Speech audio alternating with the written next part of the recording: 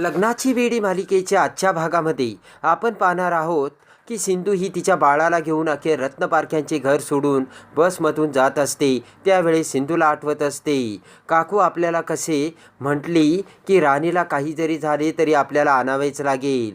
तर राघवने सिंधूला सांगितलेले असते की काही जरी झाले तरी मी आता मधूला घरी घेऊन येणारच. तेव्हा ते सर्व आता जात असलेल्या सिंधूच्या डोळ्यासमोर येतं. तर इकडे राघवसुद्धा सिंधूचा शोध घेत रस्त्याने जात असतो. इकडे सिंधू ही बसमधून जात असताना शेजारीच बसलेल्या एका बाईला मळमळ होऊ लागते. तेव्हा सिंधू म्हणते, काय झालं बाई, तुम्हाला त्रास होतोय का? तर ती बाई म्हणते की ही रोजचीच मळमळ आहे, बसने जाताना मला त्रासच होतो. तर सिंधू लगेच तिच्या बॅगमधील गोळी ही त्या बाईला देत म्हणते की ही गोळी घ्या, तुम्हाला बरं वाटेल. तेव्हा लगेचच ती बाई ती गोळी घेते. त्यानंतर सिंधू त्या बाईला तिच्याकडची शाल देत म्हणते की आता तुम्ही थोडं खिडकीत बसा, मग तुम्हाला बरं वाटेल. तर इकडे राघव सुद्धा त्याच्या गाडीतून सिंधूला शोधत असतो. इकडे रत्नपारख्यांच्या घरी सर्वजण गुपचूप बसलेले असतात. तर राजेश्री विचार करते की देवा, हे सर्व काय होऊन बसलं. तर इकडे सिंधू ज्या बसने जात असते त्या बसचे ब्रेक फेल होऊन त्या बसचा अपघात होतो आणि सर्वांना खूप मार लागलेला असतो. तर इन्स्पेक्टर शिंदे जात असलेल्या राघवला सांगतात की सॉरी सर, एक वाईट बातमी आहे. ज्या बसमधून सिंधू व मॅडम जात होत्या त्या बसचा ॲक्सिडेंट झाला आहे. ते ऐकून राघवला मोठा धक्का बसतो आणि लगेचच राघव ते लोकेशन शिंदेंना पाठवायला सांगतो. ताबडतोब राघव त्या घटनास्थळी येतो. तर इकडे राघवला ते सर्व प्रेत पडलेले असतात आणि त्यांच्या अंगावरती पांढरे वस्त्र टाकलेले असते. तेवढ्यात इन्स्पेक्टर शिंदे राघवला हाका मारत तिकडे बोलवतात आणि म्हणतात की हे सिंधू मॅडम आहे आणि चेहरा पूर्ण डॅमेज झाला आहे. तर राघवला मोठा धक्का बसतो. राघव म्हणतो की शिंदे, ही सिंधू नाही आहे, सिंधू कुठेही ते मला सांगा. तेव्हा इन्स्पेक्टर शिंदे म्हणतात की बॉडीजवळ ही शाल सापडली, ही बॉडी सिंधूचीच आहे. तर शिंदे म्हणतात की तिकीटसुद्धा मॅच झालेत. ज्या सीटवर ही बॉडी सापडली ना, त्या सीटवरती सिंधू मॅडमच बसल्या होत्या. तर इकडे राजेश्री रत्नाकरला म्हणते की अहो, राघव जाऊन बराच वेळ झाला, तुम्ही फोन करा ना. तेव्हा रत्नाकर राघवच्या मोबाईलवर फोन लावतो. तर राघव हा एकदम स्तब्ध झालेला असतो. तेव्हा इन्स्पेक्टर शिंदे राघवच्या हातातील मोबाईल उचलतात. तर इन्स्पेक्टर शिंदे रत्नाकरला सांगतात की एक वाईट बातमी आहे.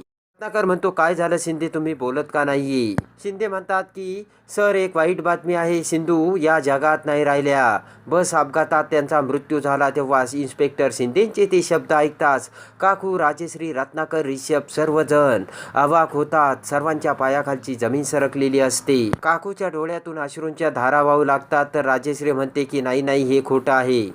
तर शिंदे म्हणतात की हेच खरं आहे. तेव्हा राजेश्री सुद्धा रडू लागते. तर इकडे राघव हा सिंधूच्या बॉडीसमोर बसलेला असतो आणि राघवला लगेच आप्पांचे शब्द आठवतात. त्यावेळीस राघव म्हटलेला असतो की काही जरी झालं तरी मी सिंधूची साथ कधी सोडणार नाही. तेव्हा राघवने सिंधूच्या गळ्यात कसे मंगळसूत्र घातले आणि सिंधूला कसे घरी आणले हे सर्व आता राघवच्या डोळ्यासमोर येते. ते सर्व आठवून मोठ्याने सिंधू अशी हाक मारत राघव हा मोठ्याने टाहो फोडतो. तर इन्स्पेक्टर शिंदे हा राघवला त्याच अवस्थेत घरी घेऊन येतो. तेव्हा सर्वजण इन्स्पेक्टर शिंदे समोर जमा होतात. तर इन्स्पेक्टर शिंदेला राजेश्री म्हणते की नाही, माझी खात्री आहे की ती माझी सिंधू नसणार, माझी सिंधू जिवंत असणार. तर इन्स्पेक्टर शिंदे म्हणतात की नाही मॅडम, ती खरंच हे जग सोडून गेली. राजेश्री म्हणते की कधीच हे खरं होऊ शकत नाही.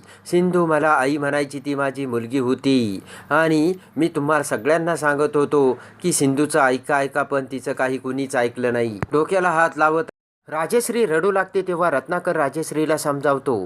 तर रत्नाकर म्हणतो की सिंधूची बॉडी. तेव्हा इन्स्पेक्टर म्हणतात की सॉरी, आम्ही सिंधूची बॉडी घरी पाठवू शकत नाही, कारण ती बॉडी ओळखूच येत नाहीये, एवढं बेकार भयानक अवस्था झाली. तर इकडे राघव हा निशब्द झालेला असतो आणि राघवच्या डोळ्यातून फक्त अश्रूच वाहत असतात. सर्वजण आता राघवकडे बघू लागतात. तेव्हा रडतच राजेश्री ही राघवजवळ येते आणि राघवला आपल्या छातीशी कवटाळते. राघव फक्त समोर असलेल्या सिंधूकडच्या फोटोकडे बघत असतो. तर राघवने सिंधूला म्हटलेले असते की सिंधू, कधीच माझा हात परत सोडू नकोस. तेव्हा ते शब्द आता राघवच्या डोळ्यासमोर येते. तर आता राघव आणि सिंधूने एकमेकांसोबत कसे प्रेमाचे क्षण घालवले होते, हे सर्व प्रेमाचे क्षण आता राघवच्या डोळ्यासमोर येऊन राघव हा सिंधूची आठवण काढत रडत असतो. राघवने सिंधूला कसा तिचा फोटो गिफ्ट दिला होता आणि बाळाच्या फोटोसाठी कशी जागा सोडली होती, हे सर्व आता राघवच्या डोळ्यासमोर येते. तर इकडे राघव फक्त सिंधूच्या त्या फोटोजकडे एकटक नजरेने बघत असतो. तेवढ्यात राजेश्री राघवला जेवण घेऊन तिथे येते आणि राघवला म्हणते की राघव, मी तुझ्यासाठी जेवण आणलंय, दार उघड बाळा. पण राघव फक्त आणि फक्त सिंधूच्या आठवणीत हरवून गेलेला असतो. दिवसामागून दिवस जाऊ लागतात, पण राघव हा अन्न आणि पाण्याला शिवत देखील नसतो. राजेश्री राघवची खूप समजूत काढण्याची प्रयत्न करत असते, पण ऐकणार तो राघव कसला. सिंधूच्या प्रेमात राघव एवढा बुडालेला असतो. सिंधूवरती राघवने एवढे प्रेम केलेले असते, तेव्हा सिंधूच्या त्या आठवणीतून राघव बाहेरच येण्यास तयार नसतो.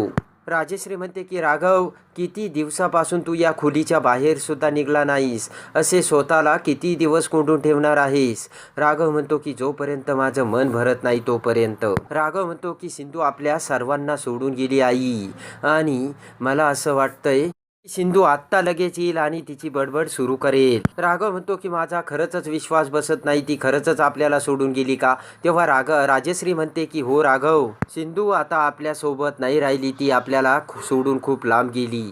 राजेश्री म्हणते की मला सुद्धा सिंधूची खूप आठवण येते, पण राघव, जेवढ्या लवकर तू सिंधूला विसरशील ना, तेवढं तुझ्यासाठी ते चांगलं असेल. तेव्हा राघव म्हणतो की नाही आई, मी सिंधूला कधीच विसरू शकत नाही. सिंधू आणि अंकुर कायम माझ्या मनामध्ये असतील. तेव्हा राजेश्री म्हणते की मी तुझं प्रेम समजू शकते राघव. राजेश्री म्हणते राघव, मला तुझी परिस्थिती कळते. आयुष्याचा जोडीदार असा अर्ध्या वाटेत जर सोडून गेला ना, तर त्यावरती काय बेततं हे मला चांगलंच ठाऊक आहे. राजेश्री म्हणते की रुक्मिणी वहिनींची अवस्था मी माझ्या डोळ्यांनी बघितली, हे सर्व मला विसरणं अशक्य आहे राघव. राजेश्री म्हणते की आणि मी सिंधूची आई होती रे, आणि काही जरी झालं तरी तुला आयुष्यात आता पुढेच जावं लागेल राघव, आणि त्यासाठी तुला सिंधूला विसरावं लागेल. तर इकडे राघव हा फक्त सिंधूच्या फोटो समोर खाली बसलेला असतो. तेवढ्यात राणी तिथे येते आणि राघव जवळ येत म्हणते की राघव, अरे असा का बसलास, तू काहीही खाल्लेलं नाहीयेस, चल बरं खाली काहीतरी खाऊन घे. तर राघव हा नकारार्थी मान हलवतो. राघवला मधू म्हणते की मला खूप गिल्टी वाटतंय राघव, ते की तुझं आणि सिंधूचं बाळ आता दूर गेलंय. माझा जीव वाचवण्यासाठी सिंधूने तिचा जीव धोक्यात घातला, आणि हे सर्व माझ्यामुळे घडतंय, मीच याला जबाबदार आहे. पण I am really sorry Raghav. पण राघव मधूचे काही एक न ऐकता बाहेर निघून जातो.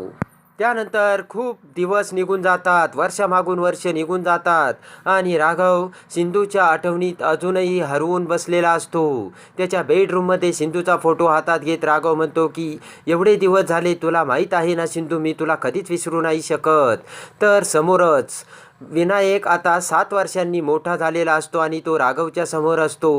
तेव्हा विनायकला बघून राघव म्हणतो की विनायक, तर विनायक हा हसू लागतो. तर इकडे सावीसुद्धा आता 7 वर्षांनी मोठी झालेली असते आणि ती सिंधूसोबत तिच्या गावाकडच्या घरी राहत असते, आणि ती एका जंगलात येते आणि त्या झाडावरती खडूने नाव लिहिते, माझे बाबा कधी येणार. तर सिंधू जंगलात सावीला शोधत शोधत सावी अशी हाका मारत तिथे येते.